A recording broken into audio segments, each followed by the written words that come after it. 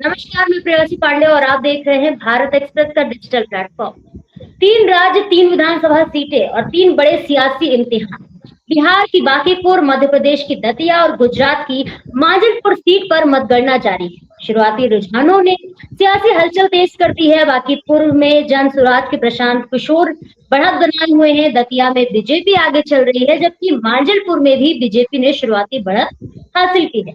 अब सबसे बड़ा सवाल यह है कि जीत हार का नहीं है, बल्कि राजनीतिक संदेश का भी है। आखिर इन उपचुनावों का असर आने वाले बड़े चुनाव पर कितना पड़ेगा, इसी पर होगी आज बड़ी चर्चा। हमारे साथ मौजूद है हरिशंकर जी और साथ ही साथ विशाल राय मौजूद है। बहुत बहुत स्वागत करती हूँ अपने प्रोग्राम में आप दोनों का। धन्यवाद। सबसे पहले मैं सवाल करूंगी हरिशंकर जी आपसे, क्या लगता है आपको कि क्या बांकीपुर में प्रशांत किशोर की जीत बिहार की राजनीति में नया अध्याय लिखेगी? देखिए, अगर ये सीट प्रशांत किशोर जीत जाते हैं, हालांकि शुरुआती रुझान में ये कह पाना कि वो जीत रहे हैं, कंफर्म जीत जाएंगे, ये संभावना नहीं है। अभी कई राउंड की काउंटिंग बाकी है। लेकिन अगर वो जीतते हैं तो सबसे बड़ा सवाल बीजेपी के मुख्यमंत्री सम्राट चौधरी पर उठेगा, क्योंकि सम्राट चौधरी के लिए ये एक तरीके का लिटमस टेस्ट भी है। और तुरंत आवाज उठने लगेगा कि नितिन नवीन जी की जो सीट थी, जो बीजेपी के इस समय वर्तमान में अध्यक्ष हैं, उस सीट को भी सम्राट चौधरी बचा नहीं पाए। तो सबसे बड़ा जो नाक का सवाल है वो सम्राट चौधरी के लिए है।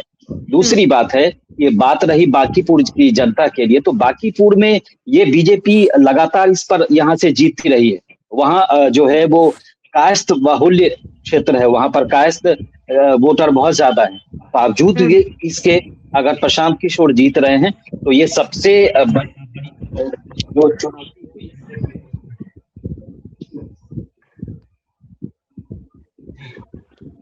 इसके अलावा दूसरा, हरिशंकर जी आपकी आवाज नहीं आ रही है। सेम सवाल मैं पूछूंगी विशाल जी आपसे, आपको क्या लगता है, क्या बांकीपुर में प्रशांत किशोर की जीत बिहार की राजनीति में नया अध्याय लिखेगी? क्या लगता है आपको? देखिए, बिहार की राजनीति की पृष्ठभूमि को देखते हुए कहा नहीं जा सकता कि कौन जीतेगा कौन हारेगा, क्योंकि इसमें पिछले कुछ समय से देखा गया है कि यहाँ की जो भी सरकार बनी है गठबंधन के द्वारा बनी है, और इसमें किस प्रकार के गणित बदलते हैं यह हर समय आदमी देखा है। पिछले यदि नीतीश कुमार के जीवन को देखा जाए, राजनीतिक पृष्ठभूमि को देखा जाए, तो उसमें भी बहुत तरह के उतार चढ़ाव बराबर देखने को मिले हैं।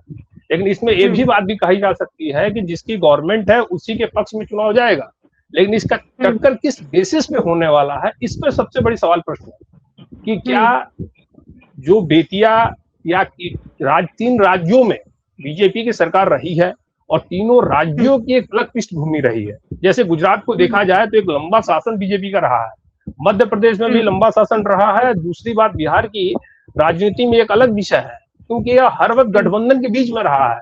तो इसका क्या रिजल्ट निकल सकता है ये अभी कुछ कहा नहीं जा सकता, क्योंकि जब तक एक गणनाएं पूरी नहीं होगी तब तक स्पष्ट नहीं हो पाएगा कि जनता का रुझान किसके तरफ जा रहा है। यदि विकास के तरफ जा रहा है तो बीजेपी को सीट मिलनी कंफर्म है। यदि जाति गणना, जाति विभाग या आरक्षण के संपर्क में जा रहा है तो उसकी पृष्ठभूमि अलग होगी, ये स्पष्टीकरण है। लेकिन ये भी बात कही जा सकती है कि बीजेपी अपने नैरेटिव को जिस तरह सेट करती है और उसके साथ साथ दूसरी पार्टियां जो रीजनल पार्टियां हैं वो उस चीज को नहीं फाइट कर पाती, क्योंकि उसके पास एक अलग अलग विषयों के अलग अलग विशेषज्ञ बैठे हुए हैं, जिसका फायदा बीजेपी को बराबर चुनाव में मिला है। जिसका यदि हम लोग पिछले आंकलन देखें 2014 के बाद से जितनी भी उपचुनाव हुए हैं उसके पृष्ठभूमि वैसे ही सच दिखी है। तो क्या रणनीति रहेगा, क्या रणनीति बनी है, वो तो जनता वहां की तय कर रही है। लेकिन विषय वस्तु ये भी आके खड़ी हो रही है कि तीनों राज्य ऐसे राज्य हैं जहां बीजेपी की सरकार रही है। अब क्या पृष्ठभूमि बन के तैयार हो रही है, ये देखने वाली विषय। वोल्टेज सीट है। यदि बिहार की सीट देखी जाए तो बिहार की सीट भी देखी जाए तो वो भी एक अलग प्रभाव डालने को तैयार खड़ी है। और मध्य प्रदेश में पिछली भी सरकार चल रही है, उसके बीच में उपचुनाव यदि जीत जाती है दूसरी पार्टी तो ये बहुत बड़ी बात होगी, क्योंकि अगर रणनीति में कहीं चूक होने का एक संभावना स्पष्ट रूप से दिखाई दे रहा है। मैं इस बात को स्पष्ट करता हूँ।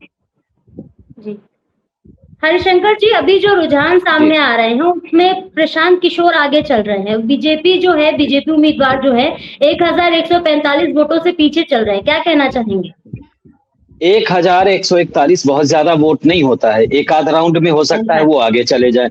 अभी ये शुरुआती रुझान है मुझे लगता है, लेकिन ये कंक्लूजन पर जाना मेरे हिसाब से बहुत जल्दबाजी होगी कि बीजेपी वहां से हार रही है। लेकिन अगर हारती है तो मैं आपको बता रहा हूं कि बीजेपी के लिए बहुत वहां पर समस्या खड़ी होने वाली है, खास तौर से मुख्यमंत्री के लिए, क्योंकि अभी अभी हाल में बने हैं और उन पर बहुत सारे सवाल हैं। ऐसे बिरले मुख्यमंत्री होते हैं जिन पर इतने सारे सवाल उनके शुरुआती दिनों में ही उठ जाते हैं। एक कहावत आपने सुनी होगी, सिर मुड़ाते ही ओले पड़े वाली, तो वो लगातार ओले सह रहे हैं। तो मुझे लगता है कि अगर ये सीट भी हार जाएंगे तो उनके लिए बहुत बड़ी चुनौती होने वाली है राज्य में। खास तौर से इस समय तेजस्वी यादव हमलावर हैं अलग अलग मामलों को लेकर के, चाहे हालांकि नीट वाले पॉलिटिक्स में वो बहुत ज्यादा दिखे नहीं। कांग्रेस थी, समाजवादी पार्टी ने अपने अपने हिस्से की लड़ाई लड़ी, लेकिन वो बहुत ज्यादा दिखे नहीं। लेकिन इन सब के बीच अगर प्रशांत किशोर अगर वहां पर जीतते हैं, हालांकि प्रशांत किशोर का दूसरा पहलू भी हमको देखना चाहिए कि प्रशांत किशोर एक पढ़े लिखे व्यक्ति हैं, बहुत ही मैं कहूंगा कि वो नेतागिरी में जब से आए हैं, मुझे लगता है कि उससे पहले से उनका प्रोफाइल बहुत स्ट्रांग है और ऐसे नेता की देश को जरूरत है। ये दूसरी बात है कि वो अपनी पार्टी से लड़ रहे हैं, वो बीजेपी कैंडिडेट अपने से अलग मामला है, लेकिन मुझे लगता है कि ऐसे उम्मीदवार को चुनाव में जीतना चाहिए। राज्यसभा, लोकसभा और विधानसभा सब जगह ऐसे लोगों को पहुंचना चाहिए क्योंकि वो डिजर्विंग है। अब दूसरी बात रही, आप आगे चर्चा करेंगी तो मध्य प्रदेश के दतिया का भी चर्चा करना बहुत जरूरी है, क्योंकि वहां से भी बीजेपी चुनाव में लीड कर रही है। वहां पर वही कम ही मार्जिन से, लेकिन बीजेपी वहां पे लीड कर रही है। तो इसके पीछे जो सबसे बड़ी वजह ये है कि वहां पर राजेंद्र भारती को कांग्रेस ने किनारा कर दिया, बाहर का रास्ता दिखा दिया। राजेंद्र भारती वो शख्सियत हैं जो वहां पर नरोत्तम मिश्रा के गृह मंत्री रहते हुए उनको चुनाव हराया था इन्होंने। अब समझ जाइए वो कितने स्ट्रांग हैं और जमीन पर कितनी पकड़ है। लेकिन कांग्रेस ने ऐसे नेता को भी अपने से किनारा कर दिया। तो मुझे लगता है कि बीजेपी के लिए दोनों राज्यों से मतलब बीजेपी उम्मीद कर रही है कि दोनों जगह बीजेपी जीतने वाली है, लेकिन अभी काफी मतगणना बाकी है, तो आगे कहना बहुत जल्दबाजी होगी। इंतजार करिए थोड़ा सा। जी विशाल जी, आप क्या कहना चाहेंगे दतिया चुनाव? देखिए, दतिया चुनाव का मैं वही बात फिर भी दोहरा रहा हूं कि जहां जो गुजरात और मध्य प्रदेश की जो सरकारें पिछली रही हैं वो बीजेपी की रही हैं। अब वहां की रणनीति का विकास किस हिसाब पे जाएगा और किस हिसाब से वहां की व्यवस्था बदल रही है, यह देखने वाली विषय है। क्योंकि एक तो छात्र आंदोलन का प्रभाव दिखाई दे सकता है, जिसका कारण यह है कि जो दिल्ली की घटना इस तीनों चुनाव पे अलग प्रभाव डाल रही है। क्योंकि आज के सोशल मीडिया के जमाने में एक छोटी सी विवाद को लेकर बहुत बड़ा चढ़ा कहा जा रहा है, लेकिन इस पे भी एक नहीं कहा जा सकता कि चुनाव बीजेपी के पक्ष में जा सकता है, क्योंकि छात्र आंदोलन का प्रभाव बहुत अधिक पड़ा। इस बार के इलेक्शन से पहले की घटना है, इसका प्रभाव दोनों ही तीनों सीटों पे बराबर पड़ने वाली है, जिसके वजह से प्रशांत किशोर जी आगे चल भी रहे हैं, लेकिन उसका क्या प्रभाव पड़ रहा है भी पूरी गणना 16 राउंड की या 15 राउंड की गणना होने के बाद ही स्पष्टीकरण हो पाएगा कि किसको क्या हम मिल रहा है। इसमें कोई जल्दबाजी नहीं कहा जा सकता, क्योंकि अभी जो देश के हालात हैं। हाँ जी, कहिए। नहीं, आप कंटिन्यू करिए, उसके बाद अब आप अपनी बात रख लीजिए, उसके बाद। नहीं, मैं उसी बात को मैं रख रहा हूँ कि छात्र आंदोलन का जो प्रभाव कलकत्ता या दिल्ली या छोटे मोटे शहरों में जो प्रभाव पड़े हैं, उसका चुनाव में भी प्रभाव पड़ रहा है, लेकिन इसका कितना अधिक प्रभाव पड़ेगा यह देखने वाली विषय होगी। यह हो सकता है कि 200-400 या 1000 या 2000 वोटों के अंतर से कोई भी जीते, लेकिन उसका प्रभाव इस बार दिखाई देगा, वो स्पष्टीकरण लग रहा है, क्योंकि थोड़ा सा विभाग और प्रभाव दिखता है, इसमें कोई दो राय नहीं कहा जा सकता। देखिए प्रेयसी, मुझे लगता है कि जो नीट आंदोलन हुआ दिल्ली में, कॉकरोच जनता पार्टी का जो आंदोलन हुआ, उसका प्रभाव थोड़ा सा डैमेज हुआ, लेकिन बीजेपी डैमेज कंट्रोल में माहिर है और बीजेपी के जैसी कोई पार्टी अपने आप को इस तरीके से ढाल नहीं पाती। अब इस समय प्रधानमंत्री लगातार जो है जैन जी को संबोधित कर रहे हैं, हर दूसरे दिन उनका वीडियो आ रहा है, वो अपने आप को खुद को कनेक्ट कर रहे हैं। दूसरा, आंदोलन का जितना प्रभाव था हो गया, सरकार ने टास्क फोर्स से लेकर के सारी चीजें, कानून भी स्ट्रॉन्ग कर दिया। लेकिन इन सब के बीच अब जो है, जो वहां पर जो नेगेटिव पहलू थे आंदोलन के भीतर, आपने भी देखा बहुत सारी बच्चियां हैं, चाहे बाकी लोग जो हैं, जो इस तरह के गाली गलौच और बाकी चीजों में लगे रहे, तो उसका सरकार को कहीं ना कहीं सहानुभूति भी मिला है कि देश के प्रधानमंत्री के लिए छोटे छोटे बच्चे जिनकी उम्र 15 साल है, 17 साल है, वो ऐसे शब्द का इस्तेमाल कर रहे हैं। तो ये कहीं ना कहीं लोगों को अंदर से कचोट भी रहा है कि ये कैसे बच्चे हैं और इनकी परवरिश कैसे हुई है, और ये आगे चल के क्या मतलब इनका क्या भविष्य है, क्योंकि हम बच्चों को देश का भविष्य मानते हैं। लेकिन अगर बच्चे इस तरीके की बदतमीजी, इस तरह की गालियां, इस तरह का ये, तो बाद में पता चला बहुत सारे बच्चे और उनके गार्जियन, अभिभावक जो हैं, खुद सामने आकर के उन्होंने माफी मांगी और उन्होंने सोशल मीडिया पर अपना वीडियो पोस्ट किया कि हमारे बच्चों से गलती हुई है, और प्रधानमंत्री जी ने बहुत खुले मन से, खुले दिल से सबको माफ कर दिया। और ये क्योंकि प्रधानमंत्री सिर्फ देश के प्रधानमंत्री नहीं, एक प्रधानमंत्री जो देश के होते हैं वो गार्जियन की तरह होते हैं, देश को के सबसे पहले सीढ़ी पर बैठने वाले लोग होते हैं। तो उन्होंने विशाल हृदय दिखाया, बच्चों को माफ किया। तो इससे बहुत ज्यादा जो है बीजेपी को, मुझे नहीं लगता कि चुनाव में नुकसान अभी और आने वाले दिनों में होगा। आप देखिए, इसकी वजह एक और बता रहा हूं, अखिलेश यादव नीट आंदोलन में भी शामिल रहे, यहाँ पर प्रोटेस्ट को समर्थन भी किया, उनकी पत्नी ने भी किया, लेकिन अब वो फिर से चंदा चोरी वाले मुद्दे पर लौट आए हैं। आज लखनऊ विधानसभा के बाहर उनकी पार्टी के कार्यकर्ता जो है वो प्रदर्शन कर रहे हैं, लेकिन वो नीट मुद्दा नहीं है। उनको मालूम है नीट से बहुत ज्यादा अब उनको कुछ नहीं मिलने वाला, जो मिलना था मिल गया। लेकिन अब वो फिर से चंदा चोरी वाले मामले पर लौट आए हैं, तो उनको लगता है कि चंदा चोरी से उनको यूपी में कुछ मिल जाएगा। तो मुझे लगता है कि बहुत ज्यादा डैमेज होने की संभावना अब दिखती नहीं है, और थोड़ा बहुत जो कसर रहेगा वो बीजेपी इस काम के में तो माहिर खिलाड़ी है, और मुझे नहीं लगता बीजेपी इसमें कहीं चूक जाएगी। विशाल जी, हमारा आपसे सवाल है, दतिया में सुबह बीजेपी आगे थी, लेकिन अब जो रुझान सामने आ रहे हैं उसमें कांग्रेस आगे चल रही है, क्या कहना चाहेंगे? 833 वोटों से आगे चल रही है कांग्रेस, बीजेपी पीछे हो गई। मैं पहले ही इस बात को कह चुका हूं कि बिहार की राजनीति एक अलग पृष्ठभूमि की राजनीति है।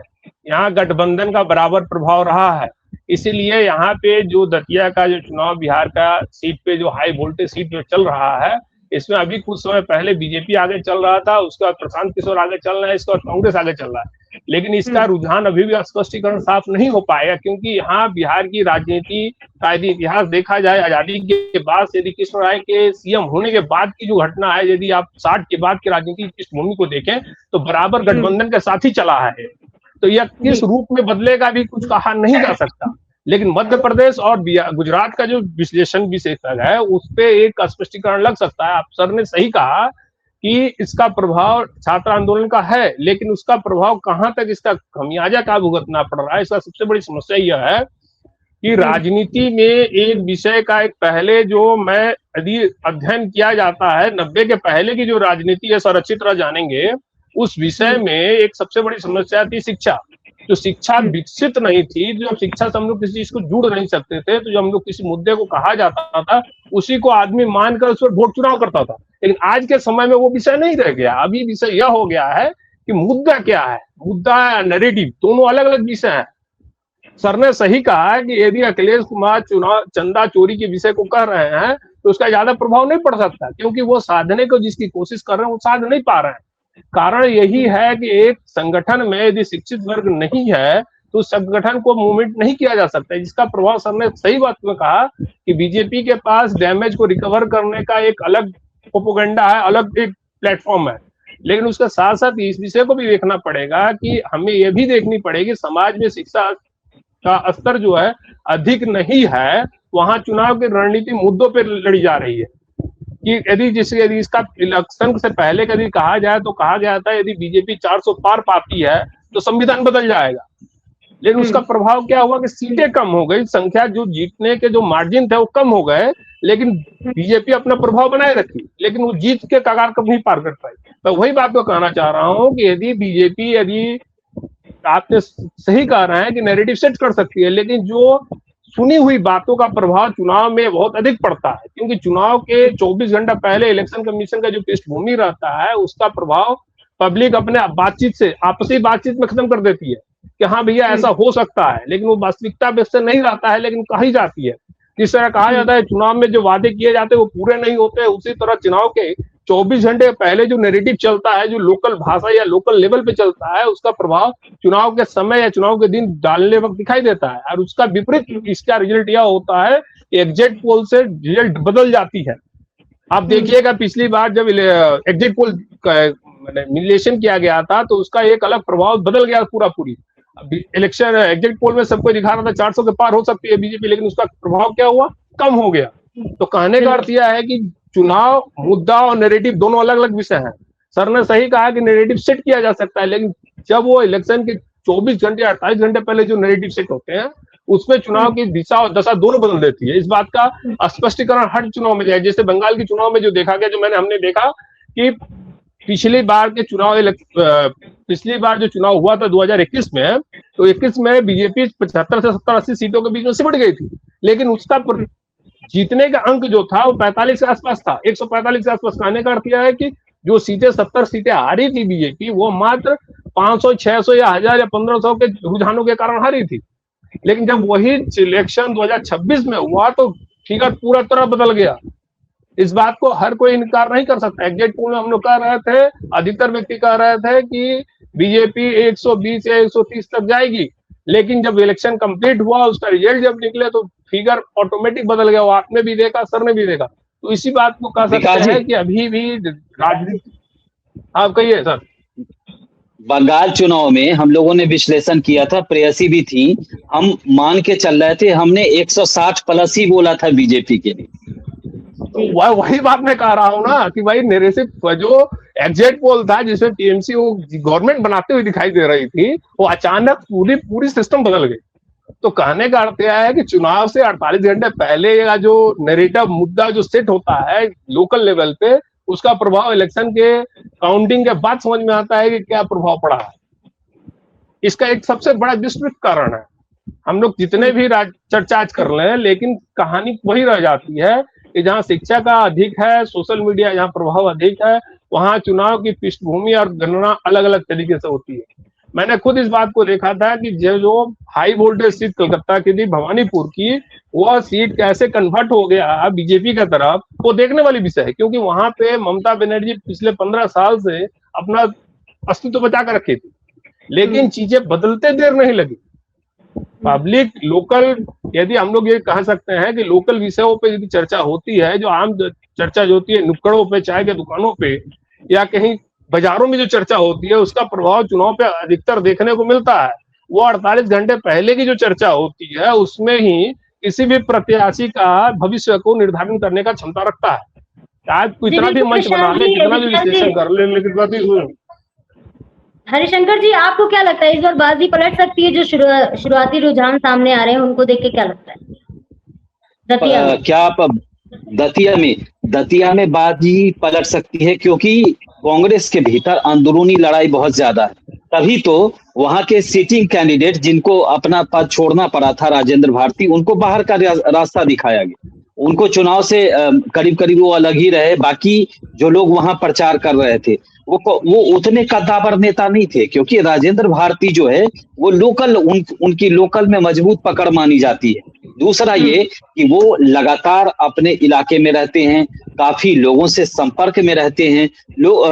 कांग्रेसी नेता बताते हैं कि वो काफी मिलनसार व्यक्ति हैं, हर किसी के लिए जब भी जरूरत पड़ी, जरूरतमंदों के लिए वो हमेशा साथ देते हैं, उनके साथ खड़े रहते हैं।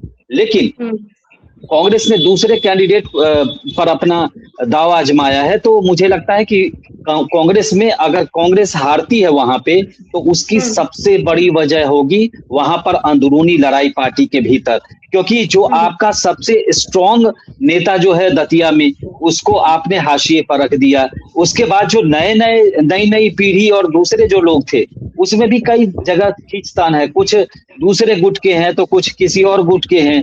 तो सब मिलाकर के कांग्रेस एकजुट हो नहीं पाई। बीजेपी में भी फूट थी। नरोत्तम मिश्रा के टिकट कटने के बाद उनके भी लोग नाराज थे, लेकिन उन्होंने लोगों को मनाया। वो वहां पर प्रचार करने गए, वो हर मंच से उन्होंने अपनी बात रखी, बहुत स्ट्रांगली अपनी बात रखी। उन्होंने टिकट कटने के बाद अपने आक्रोशित कार्यकर्ताओं को समझाया कि हम बात करेंगे, आगे देख लेंगे, लेकिन वो आक्रोशित ना हो, अपनी चीजों को लेकर के वो स्ट्रांगली रहें। और उन्होंने जो बीजेपी का कैंडिडेट था उसके लिए प्रचार किया, उन्होंने वोट मांगा और बीजेपी ने बहुत मजबूती से वहां चुनावी सभाएं की, जिसका हो सकता है उनको फायदा मिले। लेकिन अभी शुरुआती रुझान है, तो कहा नहीं जा सकता है कि बीजेपी वापसी कर रही है या कांग्रेस अपना सीट बरकरार रखेगी। बहुत बहुत शुक्रिया हरिशंकर जी और विशाल जी आपका, आप हमारे साथ जुड़े। फिलहाल तीनों सीटों पर मतगणना जारी है और हर राउंड के साथ तस्वीर बदल सकती है। अंतिम नतीजे आने तक किसी भी निष्कर्ष पर पहुंचना जल्दबाजी होगी। आप देखते रहिए भारत एक्सप्रेस डिजिटल। नमस्कार।